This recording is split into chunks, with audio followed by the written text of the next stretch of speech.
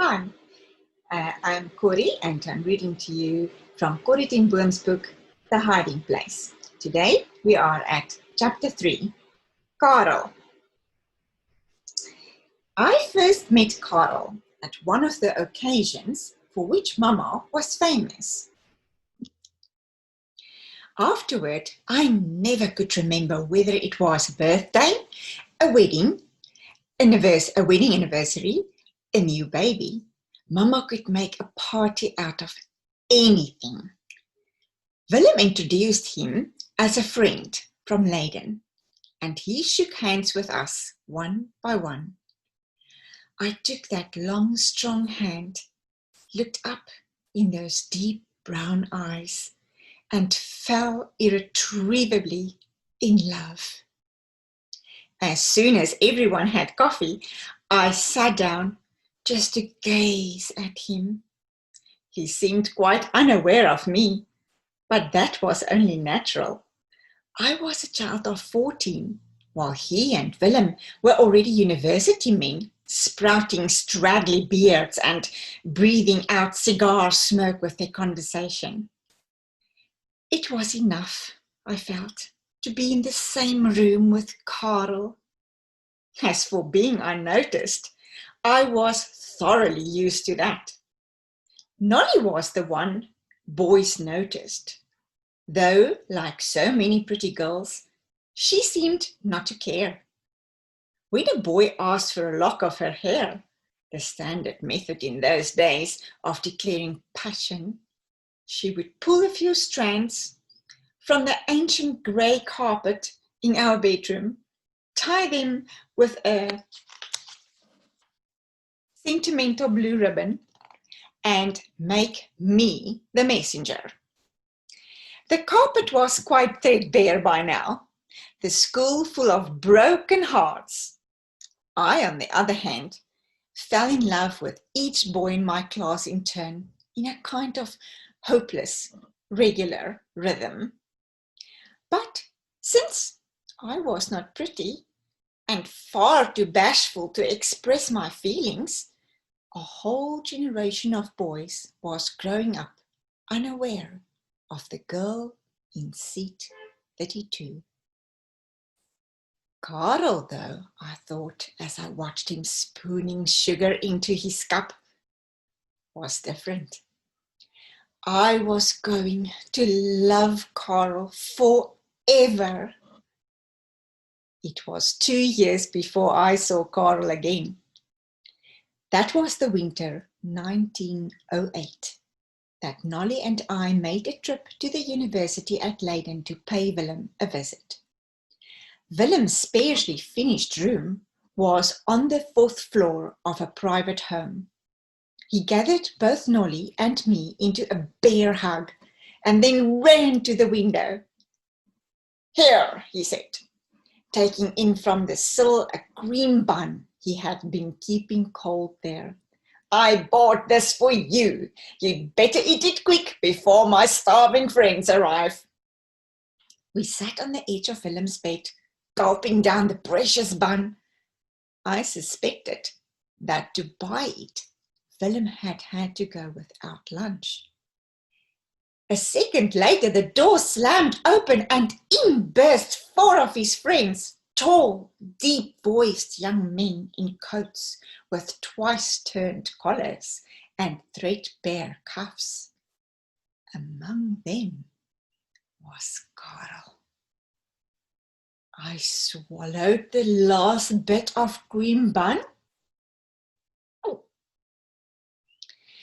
wiped my hand on the back of my skirt, and stood up.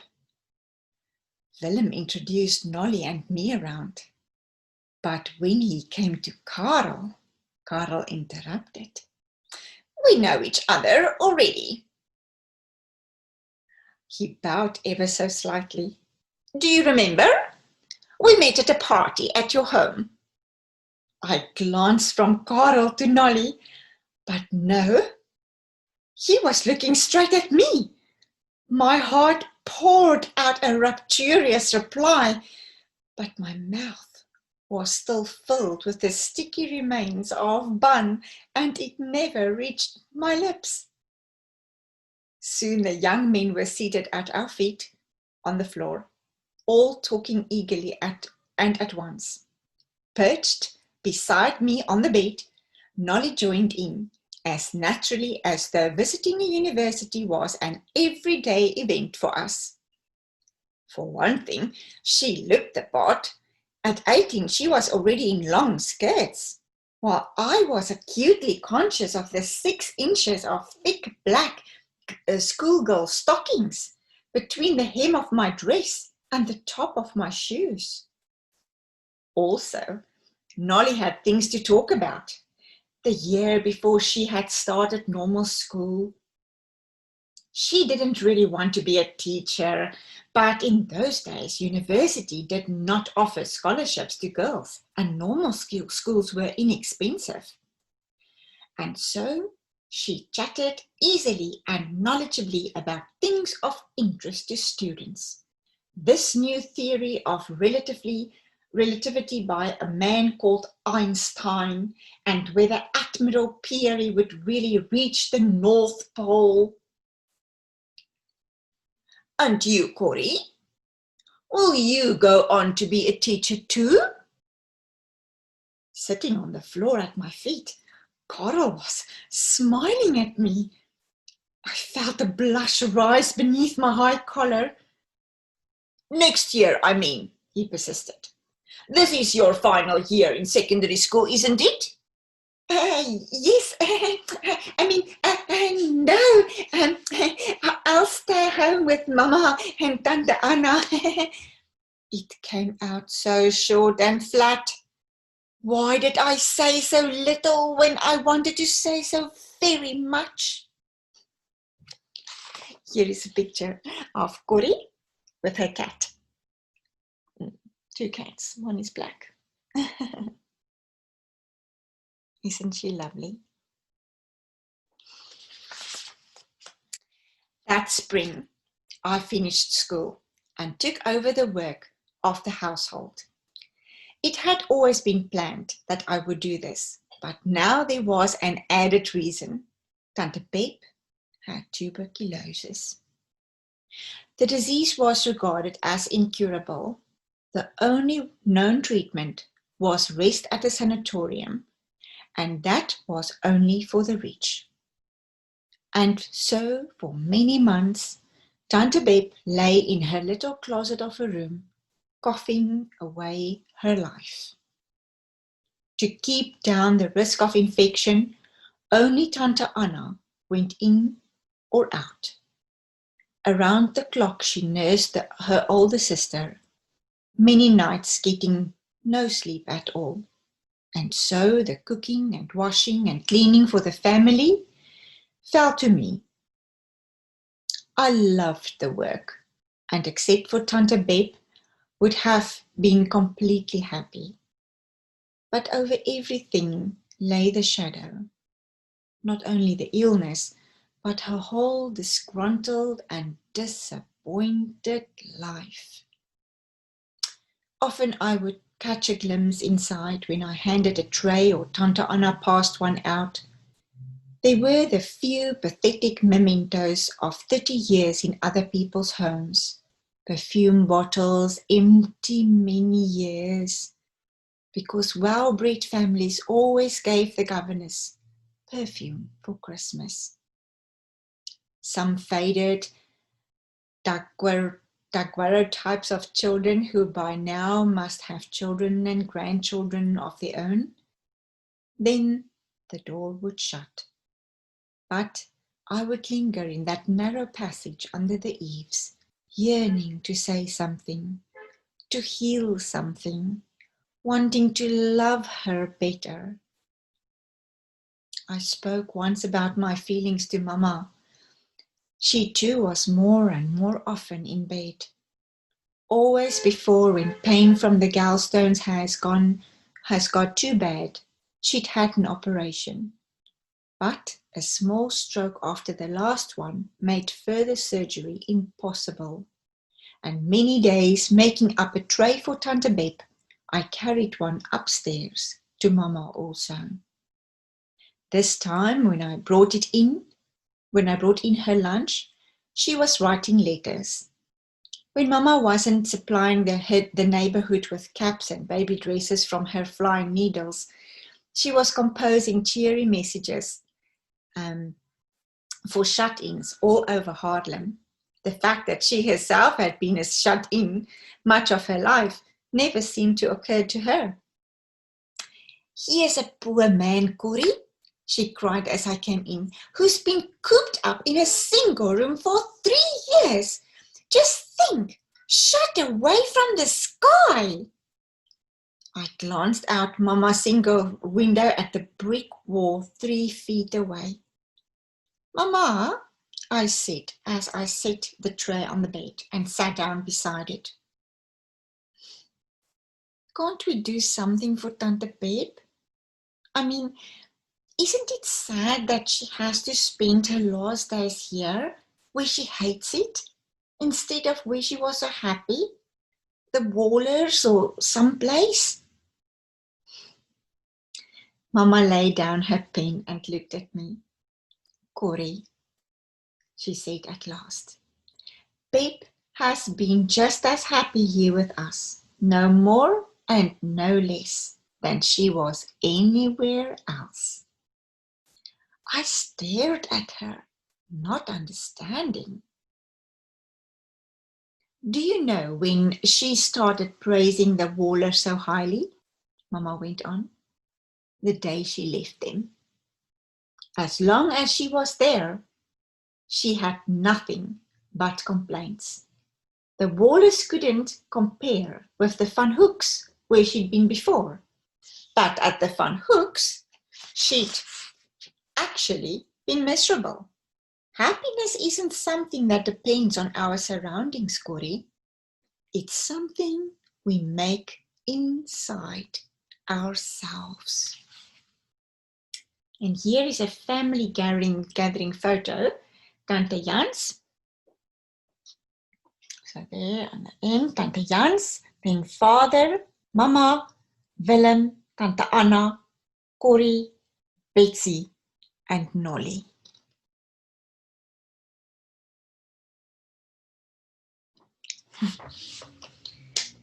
Tante Beb's death affected her sisters in a characteristic fashion. Mama and Tante Anna redoubled their cooking and sewing for the needy in the neighborhood, as though realizing how brief was everyone's lifetime of service. As for Tante Jans, her own particular spectre moved very close. "My own sister," she would explain at odd moments of the day. "Why, it might as well have been me." A year or so after Tante Beb's death, a new doctor took over Dr. Blinker's house calls. The new man's name was Jan van Veen, and with him came his young sister and nurse, Tini van Veen. With him also came a new gadget for taking blood pressure. We had no idea what this meant, but everyone in the household submitted to having the strip of cloth wrapped around his arm and air pumped into it. Tante Jans, who loved medical paraphernalia of every kind, took a tremendous fancy to the new doctor, and from then on consulted him as often as her finances could permit. And so it was Dr. van Veen, a couple of years later, who first discovered that Tante Jans had diabetes. In those days, this was a death sentence, as surely as tuberculosis had been. For days, the household was numb with the shock of it. After all these years of fearing even the idea, here was the dread thing itself. Tante Jans went straight to bed on hearing the news. But inaction went poorly with her vigorous personality, and one morning, to everyone's surprise, She appeared for breakfast in the dining room precisely at 8:10, with the announcement that doctors were often wrong. "All these tests and tubes," said Tante Jans, who believed in them implicitly. "What do they really prove?" And from then on, she threw herself more forcefully than ever into writing, speaking, forming clubs, and launching projects. Holland in 1914, like the rest of Europe, was mobilizing for war, and the streets of Haarlem were suddenly filled with young men in uniform. From her windows overlooking the Barteljorenstraat, Tante Jans watched them idling by, gazing aimlessly into the shop windows, most of them young, penniless, and lonesome. And she conceived the idea of a soldier's centre. It was a novel idea for its day, and Tante Jans threw all the passion of her nature into it. The horse-drawn trolley on the Barteljorenstraat had recently been replaced with a big new electric one. But it still squealed to a stop, spitting sparks from rails and wire when Tante Jans stood imperiously before the veggie. She would sweep abroad, her long black skirts in one hand, in the other a list of the well-to-do ladies who were about to become patronesses of the new venture. Only those of us who knew her best were aware, beneath all the activity, of the monstrous fear that drove her on. And meanwhile, her disease posed financial problems. Each week a fresh test had to be made to determine the sugar content of her blood. And this was a complicated and expensive process, requiring either Dr. van Veen or his sister to come to the house. At last, Tini van Veen taught me to run the weekly test myself. There were several steps involved, the most crucial being to heat the final compound to exactly the right temperature. It was hard to make the old coal-burning range in our dark kitchen to do anything very precisely, but I finally learned how, and from then on, each Friday mixed the chemicals and conducted the test myself. If the mixture remained clear when heated, all was well. It was only if it turned black that I was to notify Dr. van Veen. It was that spring that Willem came home for his final holiday before ordination. He had graduated from university 2 years before and was now in his last months of theological school. One warm evening during his visit, we were all sitting around the dining room table. Father, with 30 watches spread out before him, was marking in a little notebook in his precise, beautiful script, 2 seconds lost, 5 seconds gained, while Willem read aloud from a history of the Dutch Reformation.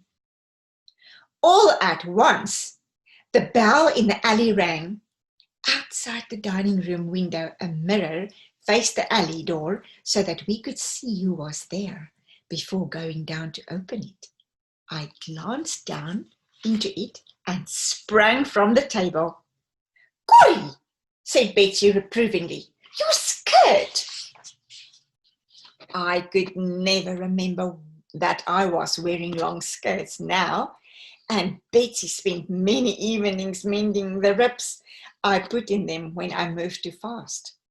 Now I took all 5 steps in a bound, for at the door, a bouquet of daffodils in her hands, was Tini van Veen.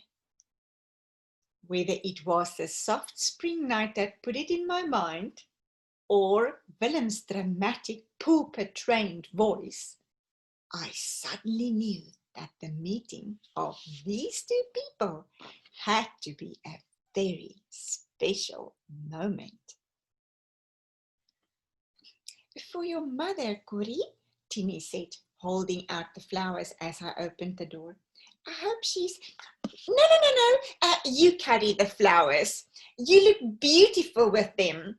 And without even taking her coat, I pushed the startled girl up the stairs ahead of me. I prodded her through the dining room door, almost treading on her heels to see Willem's reaction. I knew exactly how it would be.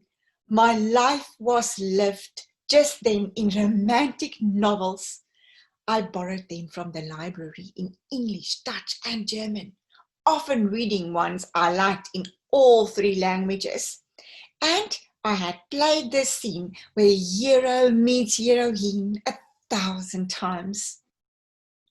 Willem rose slowly to his feet, his eyes never leaving Timmy's. Father stood up too. Miss Van Veen, Father said in his old-fashioned manner, allow me to present you to our son, Willem. Willem, this is the young lady of whose talent and kindness you have heard us speak. I doubted either one heard the introduction. They were staring at each other as though they were not another soul in the room or in the world. Willem and Tiddy were married 2 months after his ordination. During all the weeks of getting ready, one thought stood out in my mind. Karel will be there. The wedding day dawned, cool and sparkling. My eyes picked Karel immediately from the crowd in front of the church, dressed in top hat and tails, as were all the male guests, but incomparably the handsomest there. As for me, I felt that a transformation had taken place since he had seen me last. The difference between my 21 years and his 26 was not, after all, as big as it once been.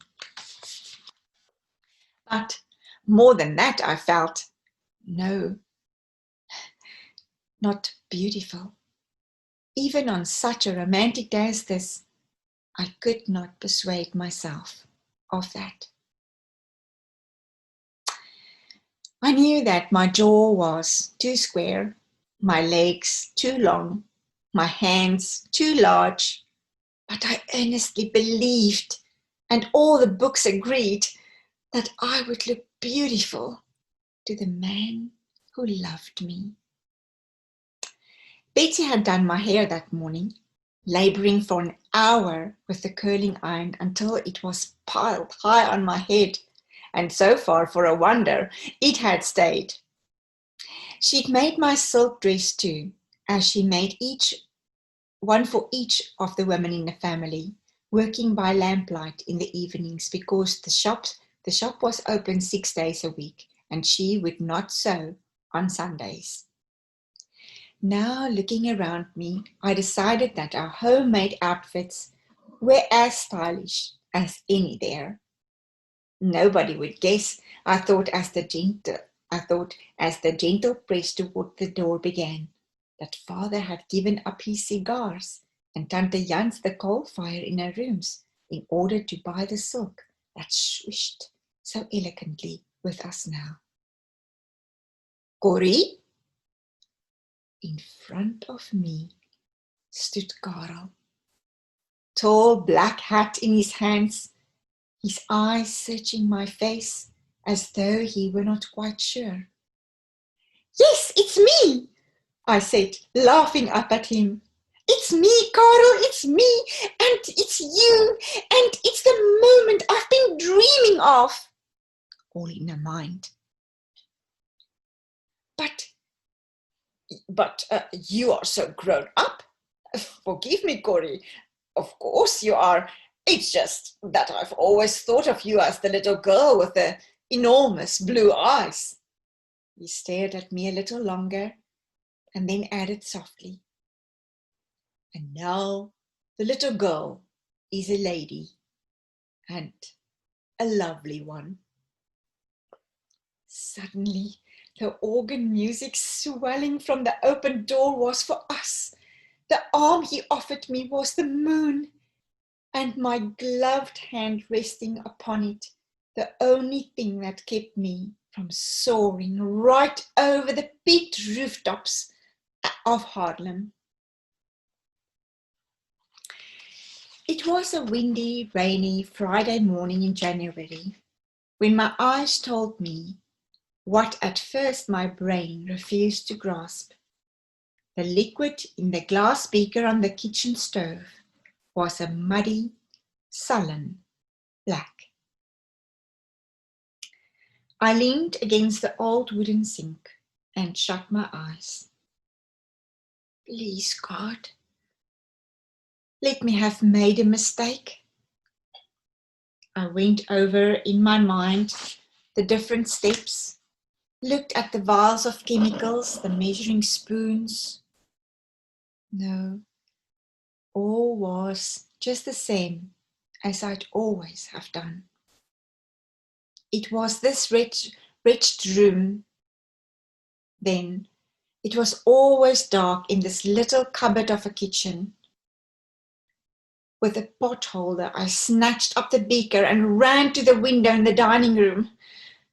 Black, black as fear itself. Still clutching the beaker, I pounded down the 5 steps and through the rear door of the shop. Father, his jeweler's glass in his eye, was bent over the shoulder of the newest apprentice, deftly selecting an infinitesimal part of the array before them on the workbench. I looked through the glass in the door to the shop, but Betsy behind her little cashier's desk was talking to a customer.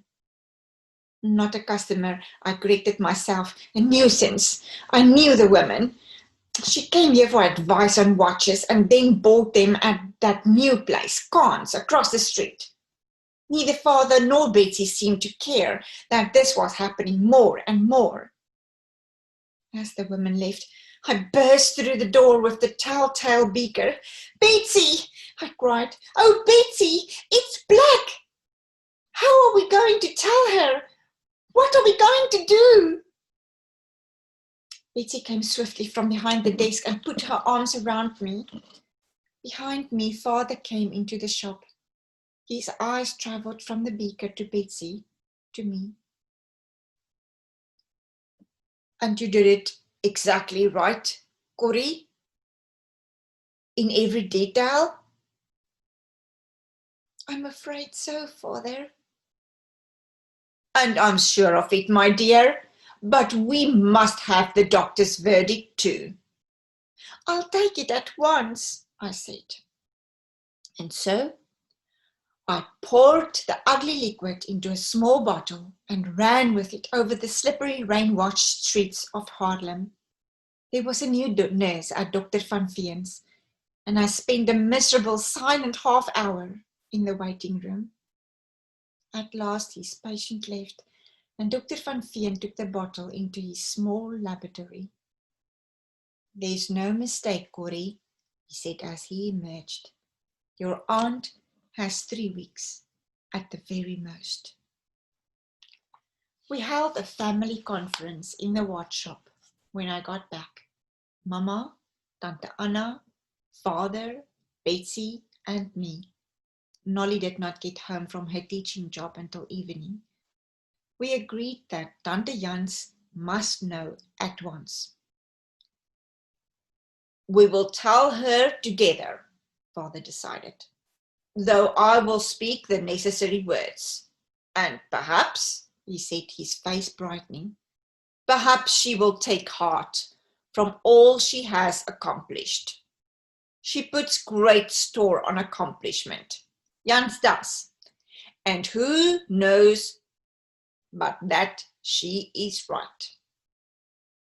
And so the little procession filed up the steps to Tante Jan's rooms. "Come in," she called to Father's knock and added, as she always did, "and close the door before I catch my death of draughts." She was sitting at her round mahogany table, working on yet another appeal for her soldier centre, as she saw the number of people entering the room. She laid down her pen. She looked from one face to another until she came to mine, and gave a little gasp of comprehension. This was Friday morning, and I had not yet come up with the results of the test. "My dear sister-in-law," Father began gently, "there is a joyous journey with each of God's children sooner or later sets out on. And Jans, some must go to their father empty-handed, but you will run to him with hands full." "All your clubs," Tante Anna ventured. "Your writings," Mama added. "The funds you've raised," said Betsy. "Your talks," I began. But our well-meant words were useless. In front of us, the proud face crumpled. Tante Jans put her hands over her eyes and began to cry. "Empty, empty," she choked at last through her tears. "How can we bring anything to God? Why does He care for our little tricks and trinkets?" And then, as we listened in disbelief, she lowered her hands and, with tears still coursing down her face, whispered, "Dear Jesus, I thank you that we must come with empty hands. I thank you that you have done all on the cross, and that all we need in life or death is to be sure of this." Mama threw her arms around her, and they clung together. But I stood rooted to the spot, knowing that I had seen a mystery. It was Father's train ticket, given at the moment itself. With a flourish of her handkerchief and a forceful clearing of her nose, Tante Jans let us know that the moment for sentiment has passed. "If I had a moment's privacy," she said, "I might get some work accomplished." She glanced at Father, and into those stern eyes crept the nearest thing to a twinkle I had ever seen. "Not that the work matters, Casper, not that it matters at all, but," she dismissed us crisply, "I'm not going to leave an untidy desk behind for someone else to clean up." It was 4 months after Tante Jans's funeral that the long-awaited invitation came to Willem's first sermon. After less than a year as assistant to a minister in Uithuizen, he had been given a church of his own in Brabant, the beautiful rural southern part of Holland. And in the Dutch Reformed Church, a minister's first sermon in his first church was the most solemn, joyous, emotional occasion that an unemotional people could conceive. Family and friends could come from great distances and stay for days. From his own assistant pastorate, Karel wrote that he would be there and looked forward to seeing us all again. I endowed that word all with special meaning, and pressed dresses and packed trunks in a delirium of anticipation. It was one of Mama's bad times. She huddled in the corner of our train compartment, the hand that gripped Father's whitening and the knuckles each time The hand that gripped father's, whitening at the knuckles each time the train lurched or swayed. But while the rest of us gazed out at long rows of poplars in the bright June green, Mama's eyes never left the sky. What to us was a trip through the country, to her was a feast of clouds and light and infinite blue distances. Both the village of Mardi and the congregation of Willem's church had declined in recent years. But the church building itself, dating back to better days, was large, and so was Willem and Tiny's house across the street. Indeed, by BG standards, it was enormous. For the first few nights, the ceiling seemed so far overhead that I could not sleep. Uncles and cousins and friends arrived each day, but no matter how many people moved in, the rooms always looked to me half empty. 3 days after we got there, I answered the front door knocker. And there stood Karel. Coal dust from the train dripped still speckling his shoulders. He tossed his brown carpet bag past me into the hall, seized my hand and drew me out into the June sunshine. "It's a lovely day in the country, Corrie," he cried. "Come walking." From then on, it seemed taken for granted that Karel and I would go walking each day. Each time he wandered a little further down the country lanes that wound in every direction away from the village, the dirt beneath our feet so different from the brick streets of Haarlem. It was hard to believe at such moments that the rest of Europe was locked in the bloodiest war in the history. Even across the ocean, the madness seemed to be spreading. The papers said America would enter. Here in neutral Holland, one sunlit June day followed another. Only a few people like Willem insisted that the war was Holland's tragedy too. His first sermon was on this theme. Europe and the world were changing, he said. No matter which side we won, a way of life was gone forever. I looked around at his congregation of sturdy villagers and farmers and saw that they did not care for such ideas. After the sermon, friends and more distant families started home, but Karel lingered on. Our walks lasted longer. Often we talked about Karel's future, and suddenly we were speaking not about what Karel was going to do, but what we are going to do. We imagined that we had a huge old manse like this one to decorate and rejoice to discover that we had the same ideas about furniture, flowers, even the same old favorite colors. Only about children did we disagree.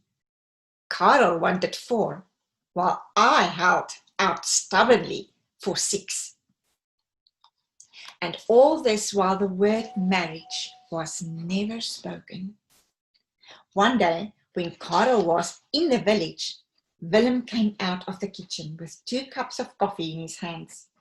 Tiny, with a cup of her own, was just behind him. "Corrie," Willem said, handing me the coffee and speaking as though with effort. "Has Karel led you to believe that he is serious?"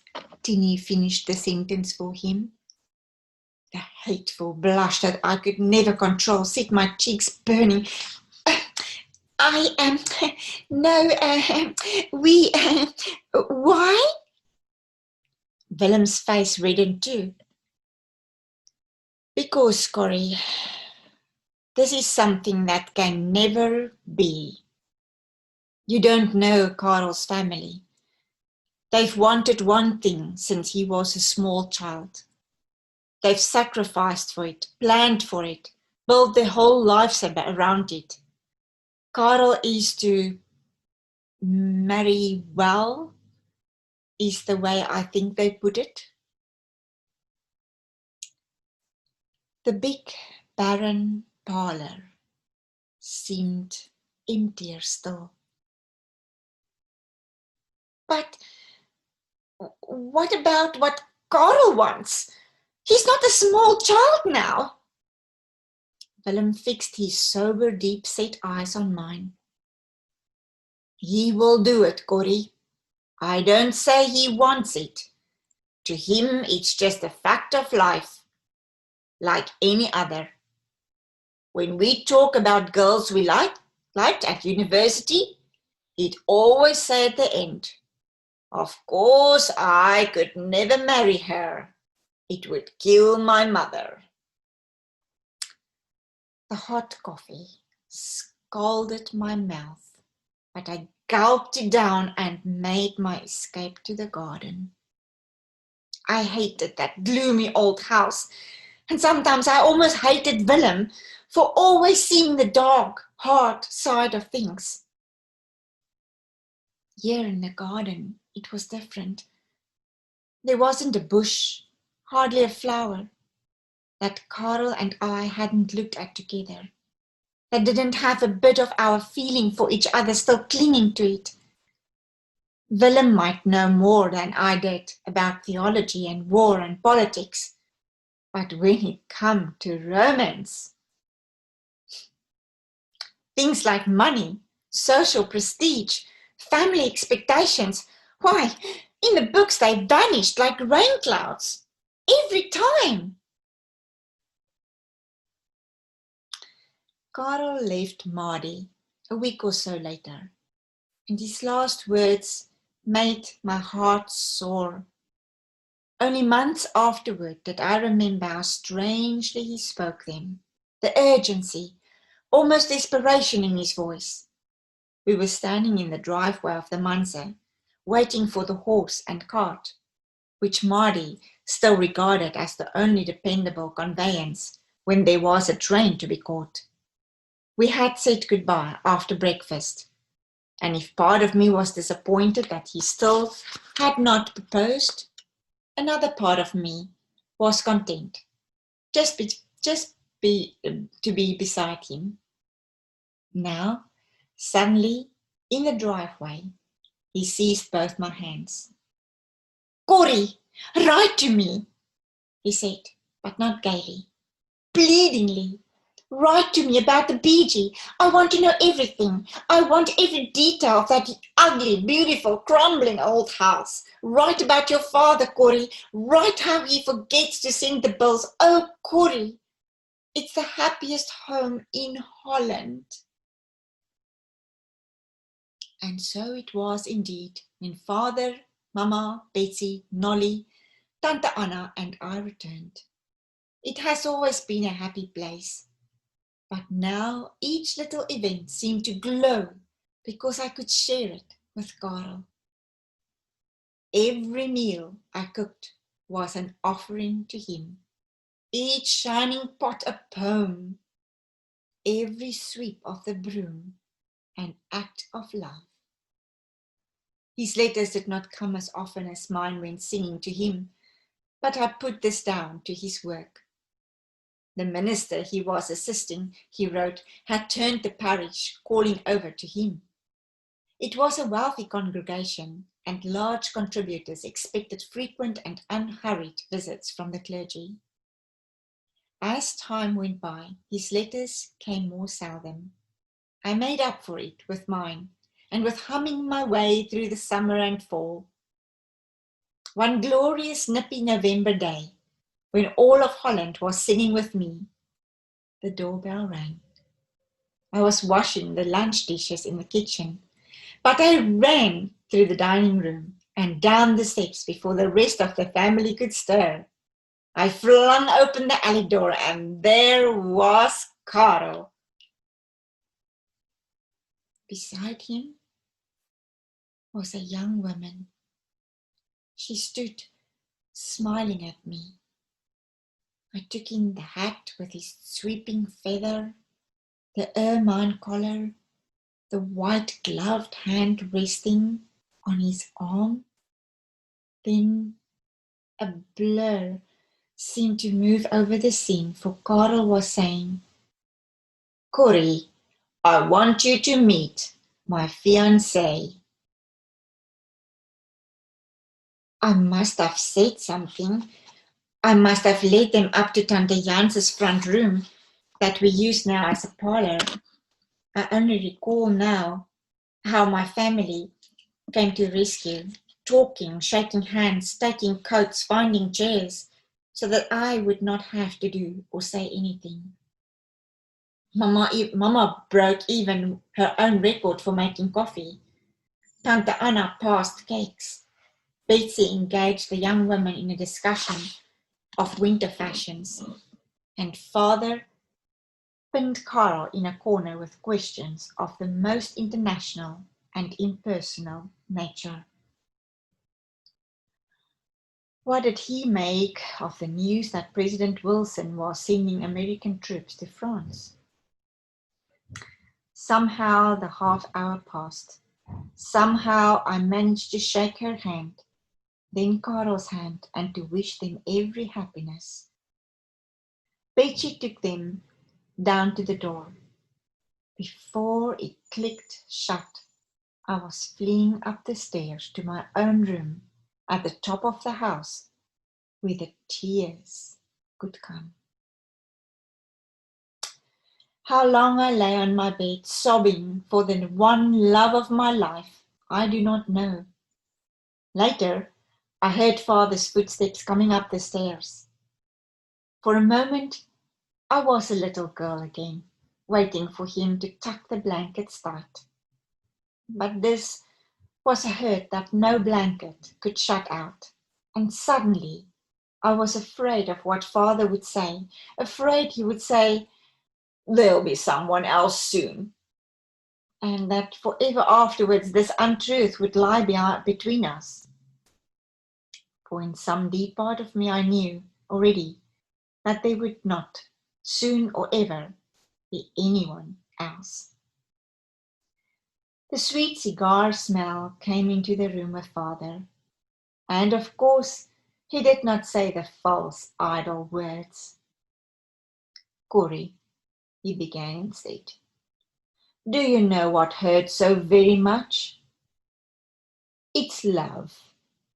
Love is the strongest force in the world, and when it is blocked, that means pain.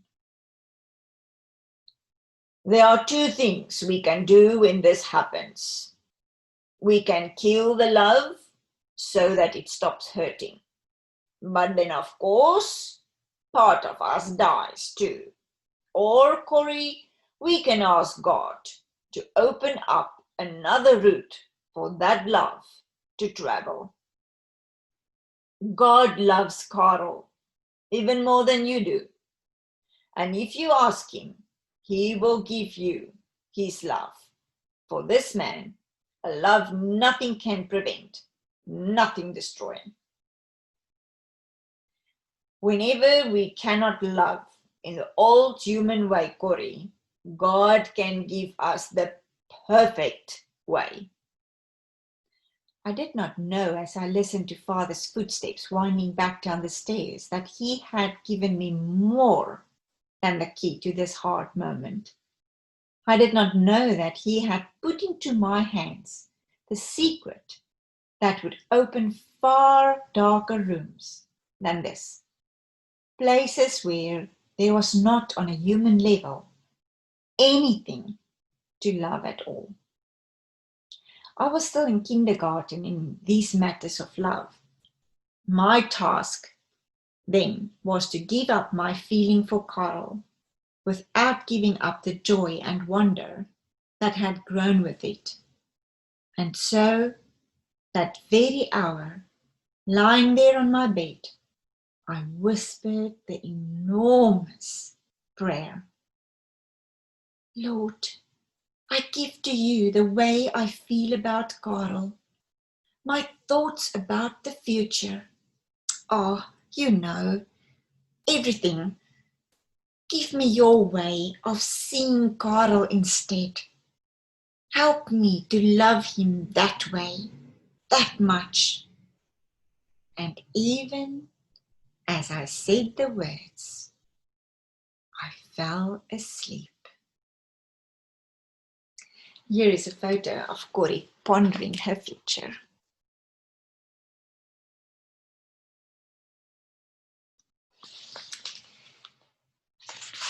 Next time, chapter 4, The Watch Shop.